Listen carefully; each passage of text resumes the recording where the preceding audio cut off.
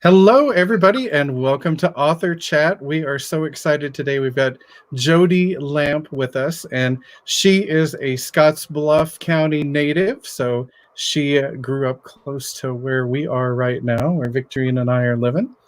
She earned her bachelor in journalism from the University of Nebraska-Lincoln, and after that worked as an agricultural reporter and photographer for various publications.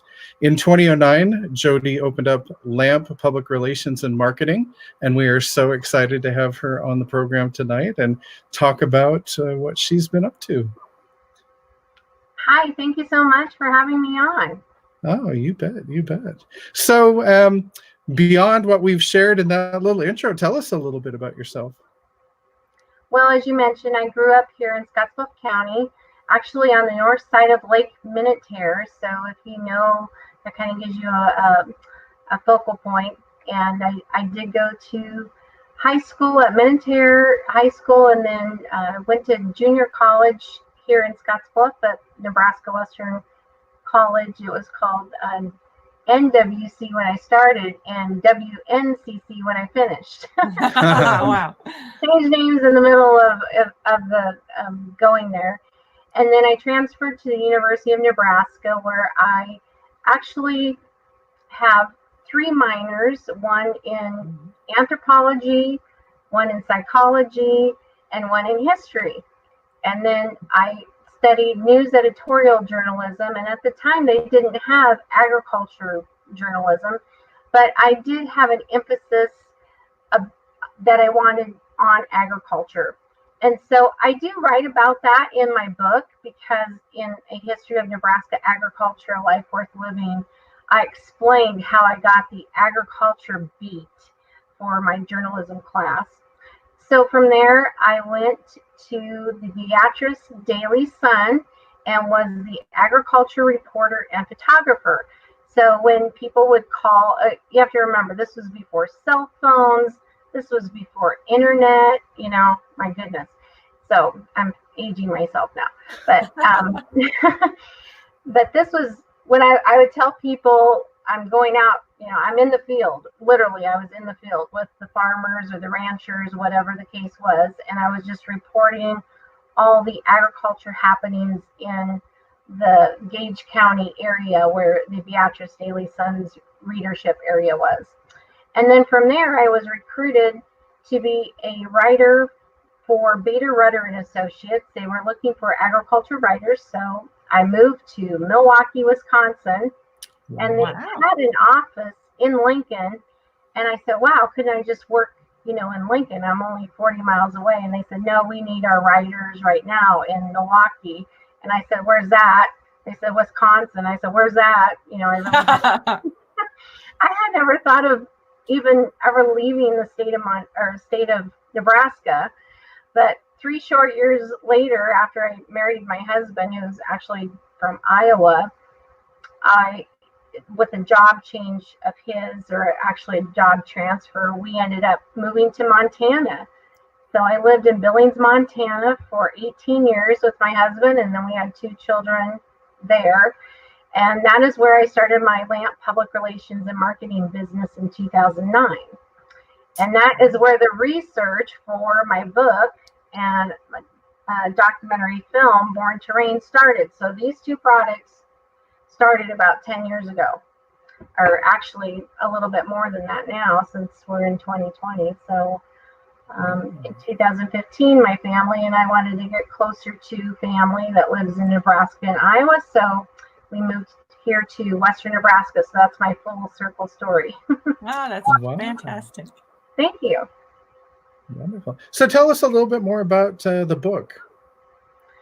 So the book started just since I have a history minor, I just had a natural interest in history. And of course, as a journalism major, I'm always looking for that story or those stories. And I could really see that agriculture was kind of being left, if you want to say, in the dust. I really wasn't. There's a term that's been used lately called, an advocate or advocate for agriculture, because so many people lose sight of where our food actually comes from. And I think as we're here in this age and stage of this pandemic, we can really narrow down the essential parts of life. And if you don't think food is important and where it comes from and where, just ask, everyone that works at the meat packing plants, because we literally could have a shortage of food within, a week or 2 weeks.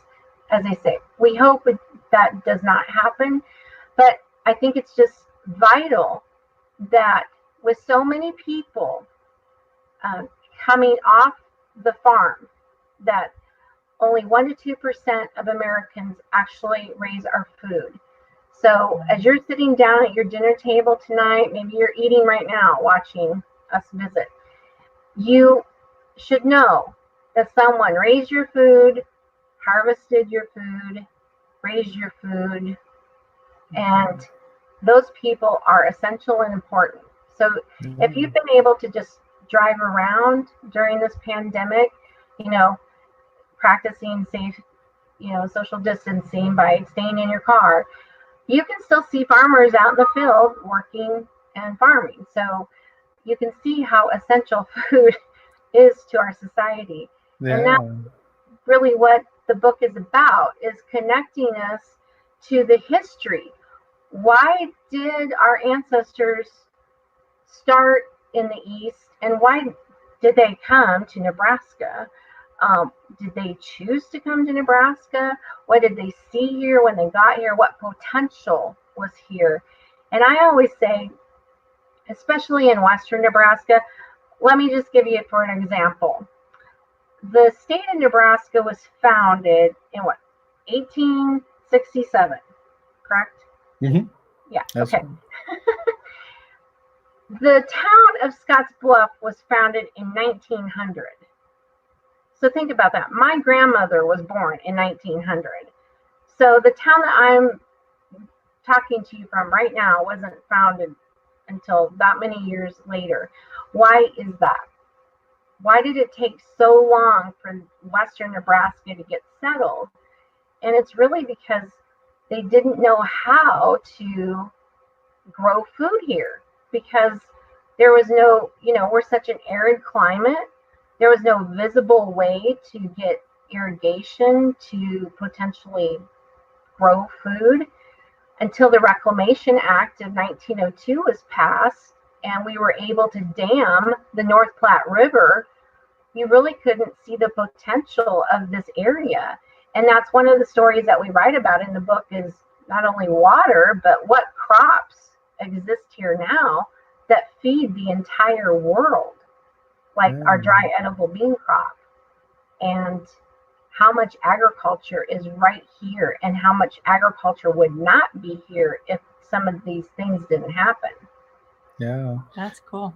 So, I watch the late night TV sometimes, and you'll see them out in New York City doing their man on the street interview and asking people, where does your food come from? And they're, well, the grocery store. And they seem really clueless about farms and food distribution. Is that a rarity that they just do because it's good for the TV? Or as you've been working on these types of projects, have you found there really is an ignorance out there for where food comes from? I don't know if it's an ignorance. I think it's more of just, you are the product from which you are raised. And you can even go down a couple generations from farmers. Imagine if you were born and raised in New York City your whole life, your grandparents, I have great-grandparents, great-great-grandparents that came in to that area, but then, migrated over here. So even I would say my own kids don't necessarily understand, as much as an advocate as I am. I would say that it just doesn't fall far from even the youth that are in the agriculture areas, because we just take it so for granted that it will always be available. And I think through this pandemic, we can see that my gosh, that just might not be the case. I mean, how many people are shopping online at their local grocery stores to avoid going in and being, exposed to people? And you click on something that you've always gotten, that's always been available, a fresh fruit, a vegetable, whatever the case may be, and it says out of stock. Yes. And so when you're not growing your own food, I always say this when I am a speaker too with the Nebraska Speakers Bureau through Humanities Nebraska. And I always say at my presentations, how many of you, raise your hands if you are connected to agriculture? I might get a few. So then I have to go back. How many of you had grandparents that were raised on a farm? I get a few more. Or grandparents. How many of your great-grandparents were homesteaders? At that point, I can usually get everybody to raise their hand. But what I want them to think about and understand, how many of you ate breakfast or lunch or dinner today? Okay, if you did that, if you ate one thing today, you are connected to agriculture. Again, someone raised your food, grew your food, harvested your food. That is the way that we can sustain ourselves as a society. And I always say we never, ever want to get to a point that we have to import our food, that we have to rely on other sources other than ourselves as a state, as a nation, to get our food from. So that's why I'm very passionate about teaching through my writing. I applaud every fiction writer, because I cannot write fiction at all. I am a it's not that I don't think about that kind of stuff, but I am such a non-fiction writer, because I just stick to the facts. That's just how I write, I guess. And I write very chronologically. So that's just how I'm wired, I guess. So where did your passion for writing come from, and where did your passion for this particular subject come from? Well, thanks for asking that too. I did allude to it a little bit in the book, because I remember when I first, again, I'm dating myself. Oh my gosh. I remember my first camera. It was a Brownie camera with a detachable flash bulb unit, You had to stick it on. I got it for Christmas when I was in 8th grade. I think I ran outside. Like I said, I grew up on the north side of Lake Minnetonka, so nobody could see me in my jammies. I ran outside, and my horses were standing, my family's horses were standing on the other side of the fence, and I just started shooting. I was like, I could do this. I really could do this for a living. I got so excited about taking pictures. So really, when my career started, I was strictly a photographer. And when I say a photographer, I mean, I rolled, my own negatives. I developed my own negatives. I developed my own pictures. And in 1993, I've dated myself. In 1993, when I graduated from UNL, my professor and my advisor, George Tuck, who is widely known as one of the greatest photographers ever at the University of Nebraska-Lincoln, I was already working in the Department of Ag Communications on East Campus as a agriculture writer. And he would tease me, "Are you still writing, talking, taking pictures of cows, Jody?" I said, "Yes, somebody has to do it." I just loved that, because I grew up, Western Nebraska, so more rural environment. If you can imagine, people from New York thinking, I bet Lincoln and Omaha are rural, but to us in Western Nebraska, this is more rural. But he said to me, "Jody, are you wanting to learn this new thing?" He brought in a piece of equipment. I said, "What is that?" And he said, "It's a digital camera." I said, "Oh my gosh, how fad! That's a fad. I got to go to the dark. I got to develop my pictures, for my project, So as I think I developed my writing more as photography changed. I could write captions for all my photos. I could take photos for all my stories. So I did a little bit of both and continue to done a little bit of both throughout my career. In fact, this picture, if I can put it up, I'm not trying to plug my products, but I just want to, for an example, on the back of our DVD, I'll try not to get too much of a glare. This picture is at the 2018 Kentucky Derby. And this is the horse Justify in the middle that won the Kentucky Derby and the Preakness and the Belmont Stakes to become the 13th Triple Crown winner. And I stood on the back side with my co-producer and our dear friend, Lisa Cummings, who's actually a Columbus, Nebraska native, but whose grandpa is Marion Bamberg. And we stood on the backside of Churchill Downs during that Kentucky Derby and took the picture. I had my camera and just did just held the aperture down just to get the shot.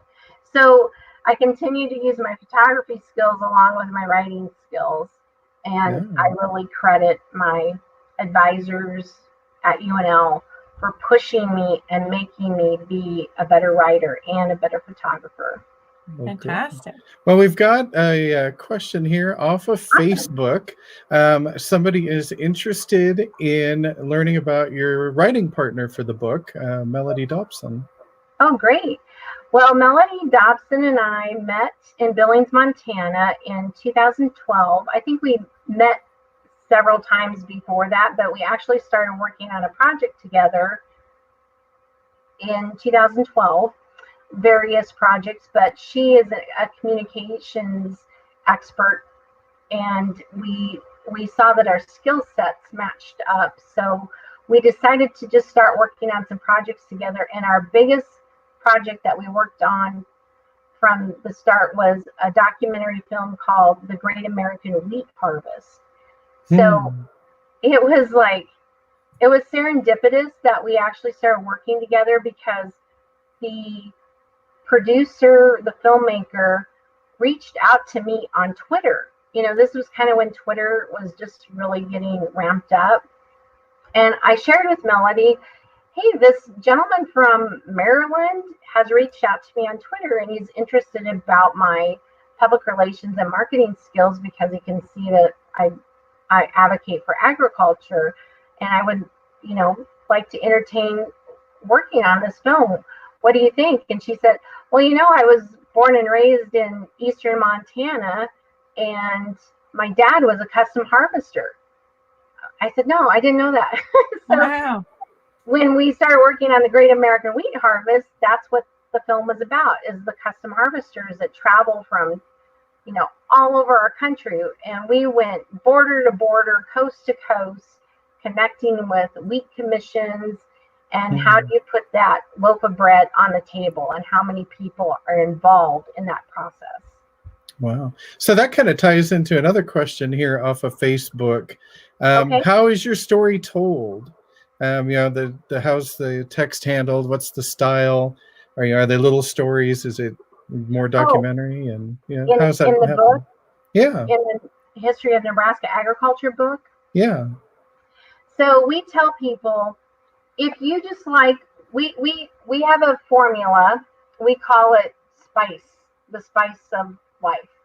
So we talk about the spaces, the places, the inventions or the inventors, the commodities or the communities, and the events that all shaped American agriculture. So it was easy for me to pick out stories in Nebraska in general, but we took that concept, spice, and we say the people are the salt and pepper, right? They add to that. They're the characters of our stories. So the book, if you wanted to just pick it up and you wanted to go to, part 1 where we talk about Nebraska's land, or part 2 where we talk about water and how it got here, or part 3 making a go of it, we take in a couple individual families, and we really dive into how they made it to Nebraska and how they continue to thrive and survive. And then part 4, we talk about a sampling and a celebration of Nebraska's top commodities, including the Nebraska dry bean industry. And of course, Nebraska is, the beef state. And then we also talk about just a tribute to East Campus and how agriculture education was such a vital role in the development of the state. Because if you look back at when the Homestead Act was passed, at that same time, the Morrill Act was passed, and that was to bring agriculture education to land grant. That was the start of land grant universities, and that's what the University of Nebraska is, a land grant university.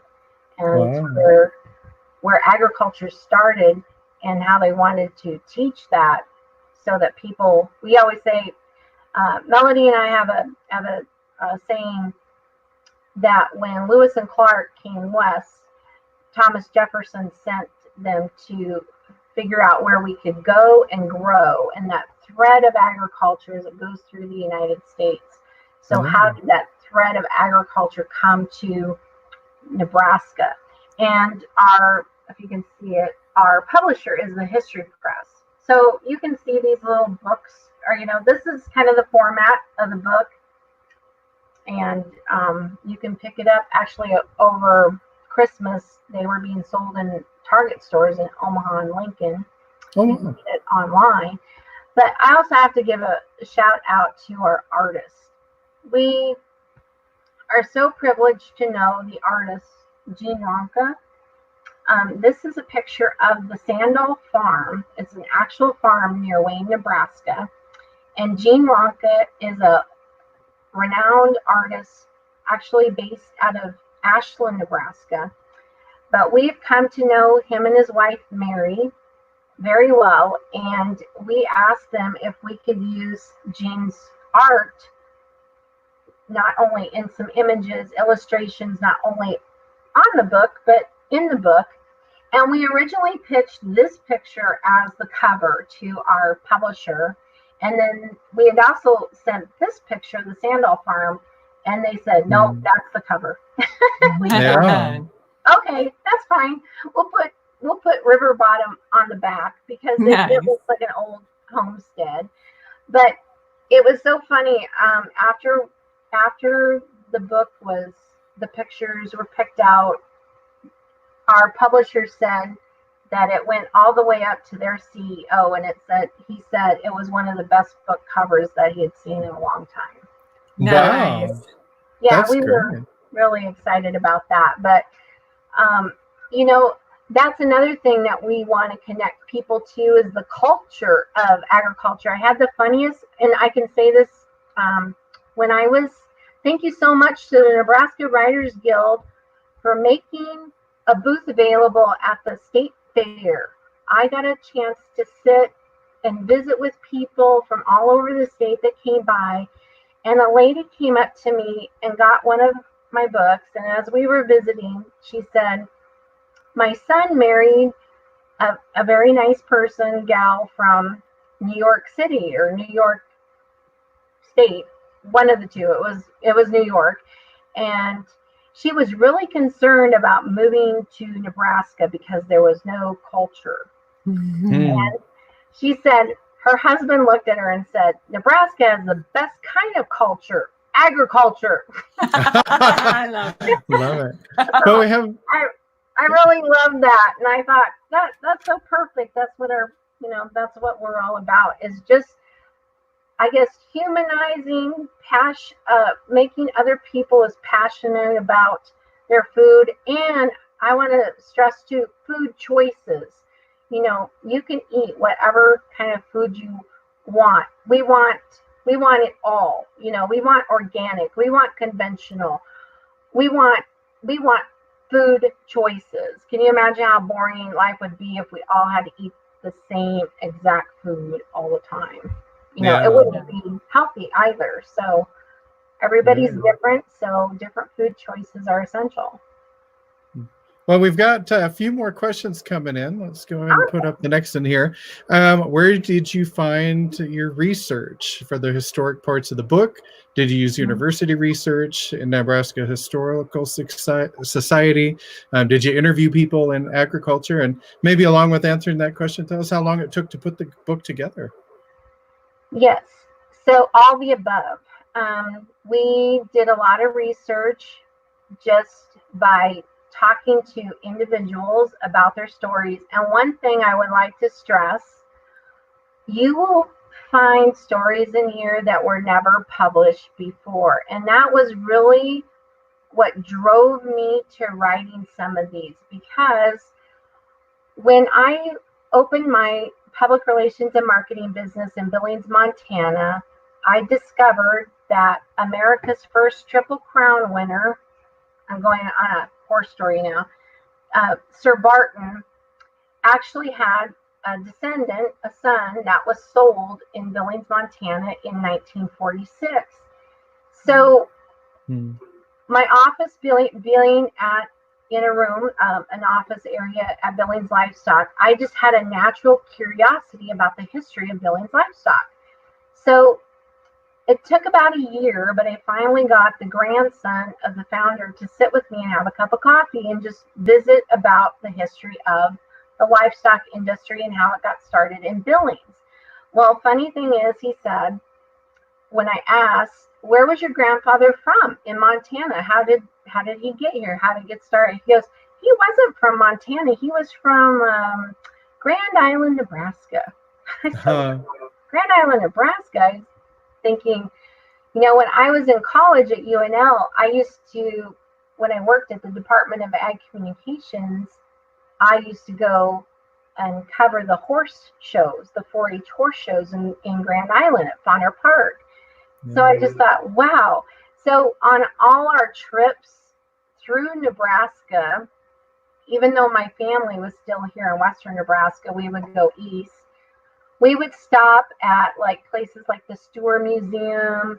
We would stop at the Nebraska, now it's called History Nebraska, but the Nebraska Historical Society, and places like that to try to, connect the dots to some of this information I was finding.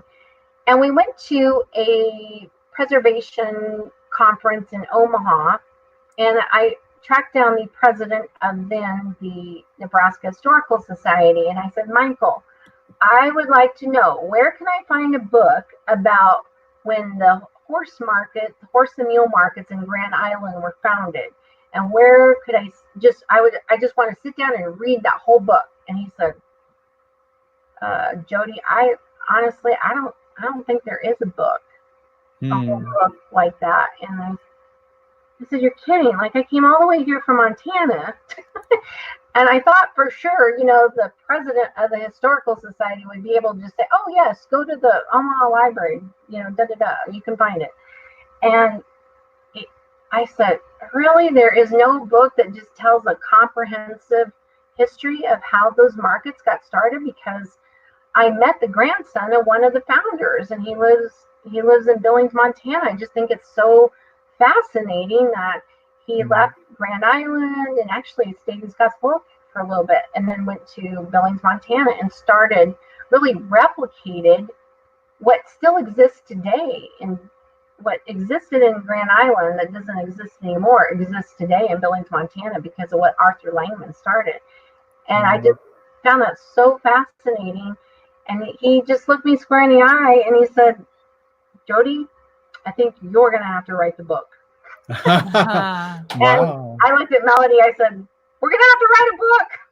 I wasn't thinking I would ever write a book. I mean, I grew up in the news department of newspapers, I never really, I was the author of, I had my byline, on newspaper articles. I never considered that my name would be on a book. And I should tell you guys, it's kind of funny. And Melody I don't know if she'll do it or not, but usually when you see authors' names, they appear alphabetically, right? So technically, but we don't ever do things conventionally. It should probably say Dobson and Lamp, but I said, no, it's a Nebraska book. Lamp gets to come first. Excellent. Well, Yeah, we're almost to kinda the odd. time. Yeah, we're almost to the time to do your reading, but I want to get one more question Oh, in okay, before we do sure. that, because you've got a book and you've got a video. I am curious what the difference is doing writing for a publication versus writing for a video. Okay, so I tell you, there is a big, huge difference. I didn't think so, but oh my goodness, I have never worked so hard in my entire life writing the script for this film. Mm-hmm. I had all the nuggets, I had all the history, but to make it interesting, you can't just take, this and go, have a narrator go blah, blah, blah, right? You have to integrate your live interviews into the script along with images if your video doesn't have enough like pictures or descriptive things in it. So as the narrator's talking, you have to integrate music to make it interesting. So all the script was full of music, images. What images don't we have? So writing a script was beyond harder than writing the book, in my opinion.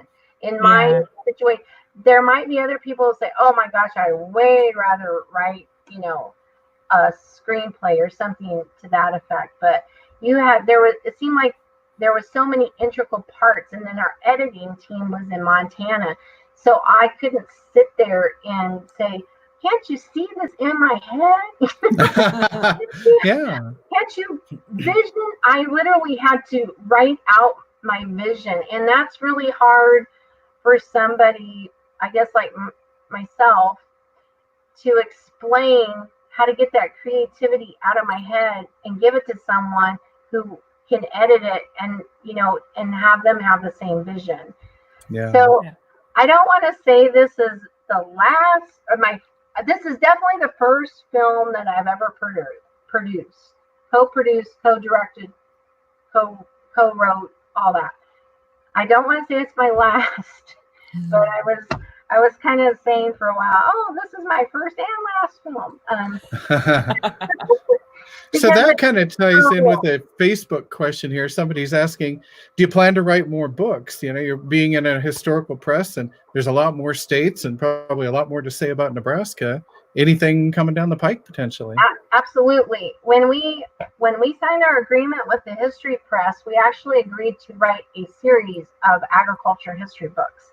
So our next one, which is coming out very soon, we're in the some of the final stages, is a history of Montana agriculture, a life of discovery.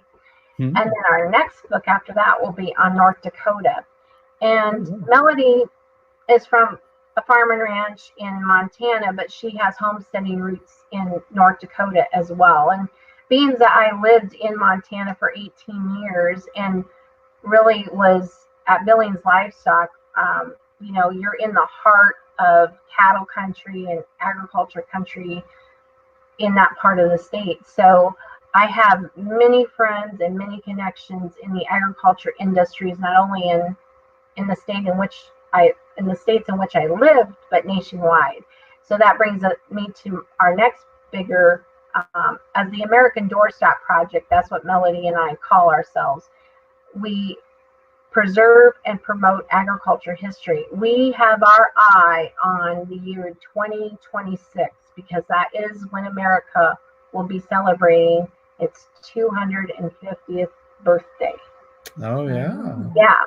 Excellent. So we've already been thinking, and there's already been a commission put together to, like, it's been in the works for 3-4 years already, to help states and to recognize the celebrations that will take place. I hope free. Like I hope COVID is so gone by then. Who knows? But that's what we're gearing up for. And our logo, if you can see it, it's kind of small here, but our logo, the American Doorstop Project, right here. Yeah. Really, what we wanted to do was identify unknown or untold and forgotten stories of America's communities. Agritourism has really gotten more recognition, and we wanted communities to identify these nuggets to bring people in. And so, for instance, like in the city of Douglas, Wyoming, when we were doing the film, we helped them. I think the film was a catalyst to help them recognize some of their history, because I'm thumbing through this, because Sir Barton, I'm hiding myself now. Sir Barton is buried in Washington Park. So you see how they have all these flowers. Yeah. They really, sorry, I'm over here. All these flowers. They really decorated him up, and they changed signage. So that's our hope and dream, that we can be the catalyst to bring people in, open the door to your community, and tell people about your agriculture history. That's why you're here. No. I mean, look at the history of every single community. How and why did that community start? They would have not stayed if they could not have figured out how to grow food there. That is the facts. Yeah. And so we want to recognize always our hardworking, along with everyone in the medical industry right now. We want to recognize those hardworking farmers or ranchers who are continuing to get out there every day and help keep our grocery stores full of food, along with all the truck drivers that are distributing it and marketing it. So hands off to you all, and prayers for you all to stay safe.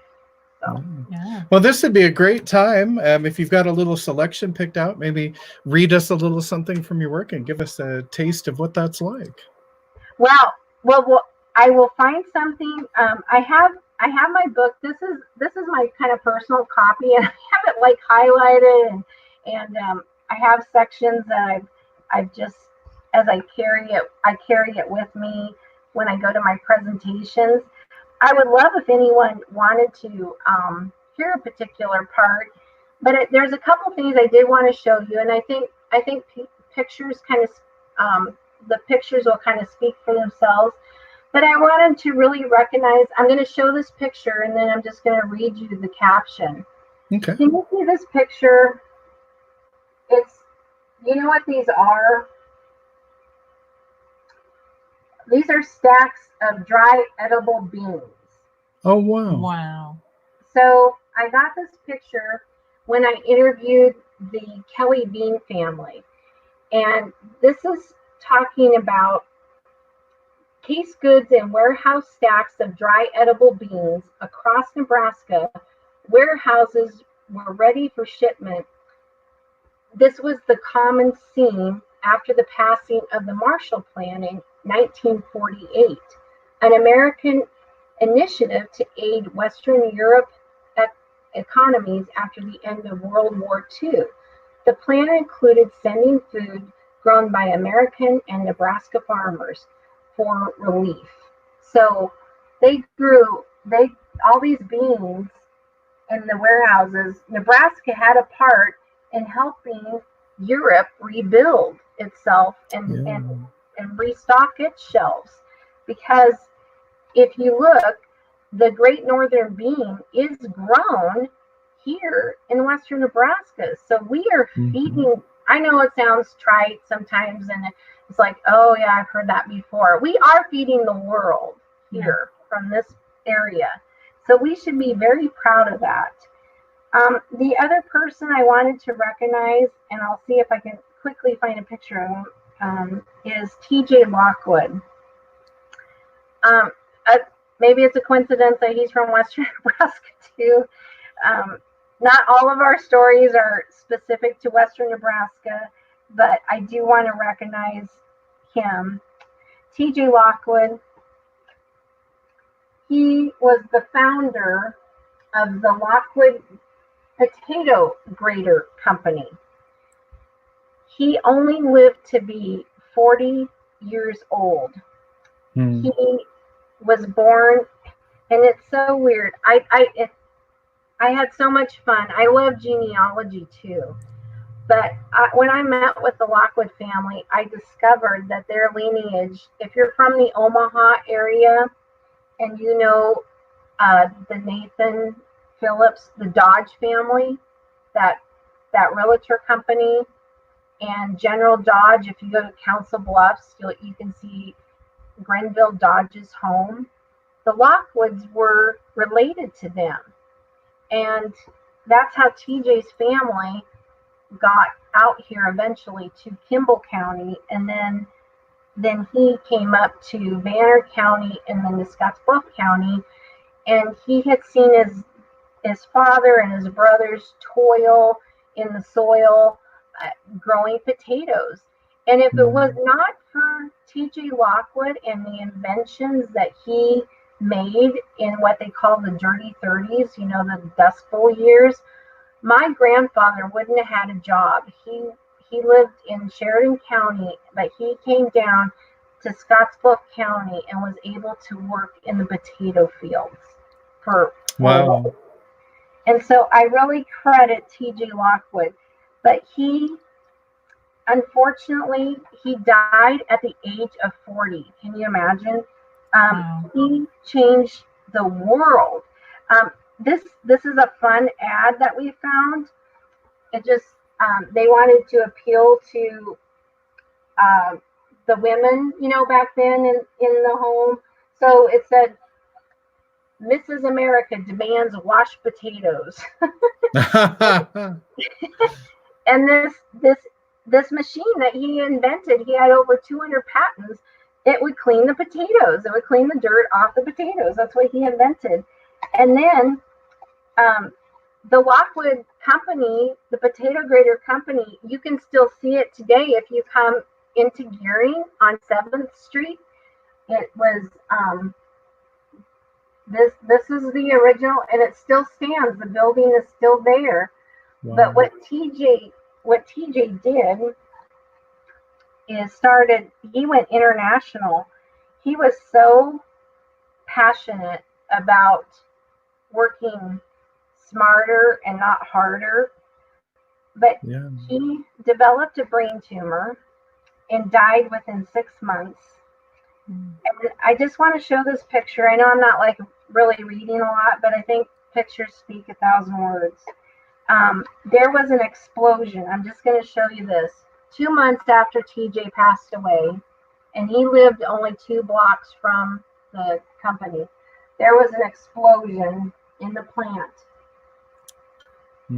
And TJ, if he would have still been alive, probably would have been there.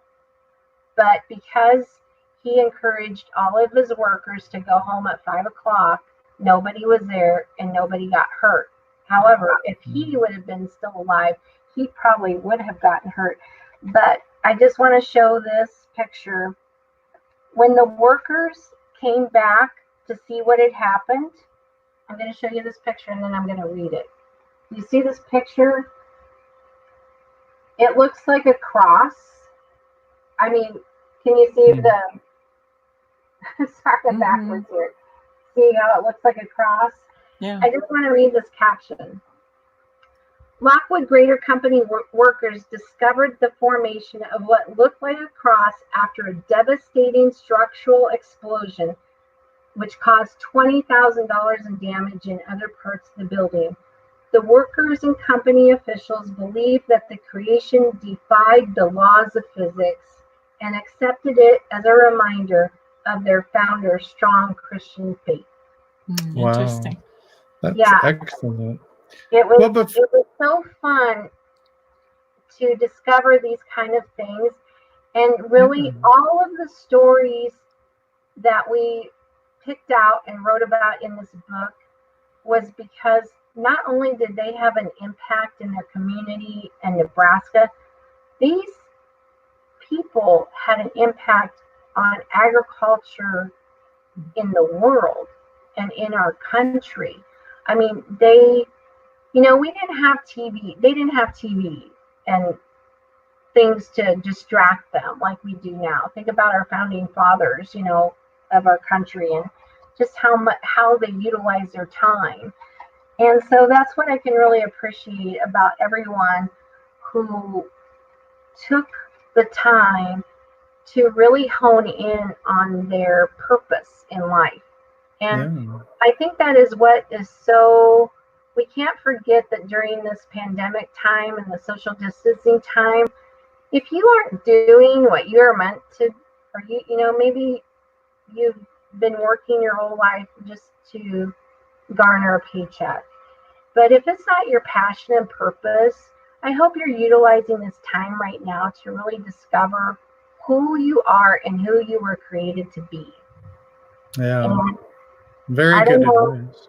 I don't know if I was born to tell other people's stories or to feel so much passion for them, but I can tell you, after writing about John Nehru and Marion and Jack Bamberg and what they accomplished in the thoroughbred industry, and this basically was another book that we wrote too.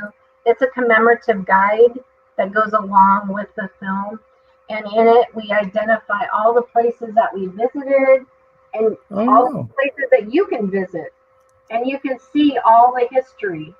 So we gave you a roadmap to follow too. But I just, this is a picture real quickly of my great-grandfather who the story goes, he was born within about 5 miles of where President Lincoln lived in Springfield, Illinois. And the story is that after him and his family moved to Ohio, he hopped a train to Chicago, he hopped a train to Omaha, and then he walked from Omaha all the way to Sheridan County to start homestead. Wow. So I don't know if you've ever driven from Omaha to Rushville, Nebraska. It's a long ways to drive, let alone walk. Yeah. I've driven from Scottsbluff to Rushville, and you have to budget more than an hour to do that. Yeah. So that's just there. But when I talked about, we wrote about John Torpy, and he was one of the founders of the Grand Island Horse and Mule Market. And the hardest thing about writing about all these people that have already passed away is that I don't get a chance to meet them. Yeah. And I'm getting a little emotional about it because I actually called Melody. I said, it's like you brought them to life in your story, and then, they're gone. Their legacy lives on, but they're gone. And that's the one thing, if I can end with anything, we came up with this tagline for the film. Some champions are born into a legacy. Other champions are born to become legends. Wow. None of the people that we wrote about were ever born into really what they became. They did it through hard work, determination, and we say grit. And I don't know if they had a lot of fun along the way, but I have sure had fun and have been honored to write about their stories. Wow, wonderful. Well, we've had a couple of Facebook users that went on to the American Doorstop Project, and they're wondering if there's a way maybe to be involved. So maybe for a parting words, we can have you share that, and we'll put the website up there if people are interested in that website. Yeah, absolutely. Please reach out to me via email, jody@americandoorstopproject.com, or Melody, depending on where you're at. I mean, if you're in Nebraska, you can reach out to me, or if you're anywhere, you can reach out to us both. But yeah, very much. We would love to have other people involved. We have partners and sponsors that we work with, and we want to honor people and legacies. Like I said, that those spaces, places, inventions, communities, commodities, and events that really shaped our agriculture history. So please reach out to you can go to our website, AmericanDoorstopProject.com or BornToRein.com. Email us at Jody or Melody at Wonderful. AmericanDoorstopProject.com. Wonderful. Well, we thank you so much for joining us, and we want to let the viewers who are joining us know what is coming up next week. It's going to be me alone because this young lady is going to be teaching classes at a conference, but we have Kevin Clothier that's going to be on the show. He's a recipient of the Richard Yates Fiction Award and the Gale Residency Award, and he's an assistant professor at the University of Nebraska Omaha Writers Workshop, where he is a program coordinator of the MFA in writing. So that's going to be a great time with him next Thursday. So we hope that everybody can join us. And we thank you again, Jody, for joining us today and sharing your passion. And thank you for all the work you've done to preserve things that would have been lost without your efforts. Oh, thank you so much for having me on. And thank you both for everything that you do for the Nebraska Writers Guild. And if you're a writer and you're watching this and you're not a member, get on board. Yeah, NebraskaWriters.org. Yeah, look us up. Join us. We're a lot of fun, right? Yeah, very much so. Well, thank you much, and we will see you around soon. Yeah, everybody stay safe and healthy. God bless. Thank you. Thank you.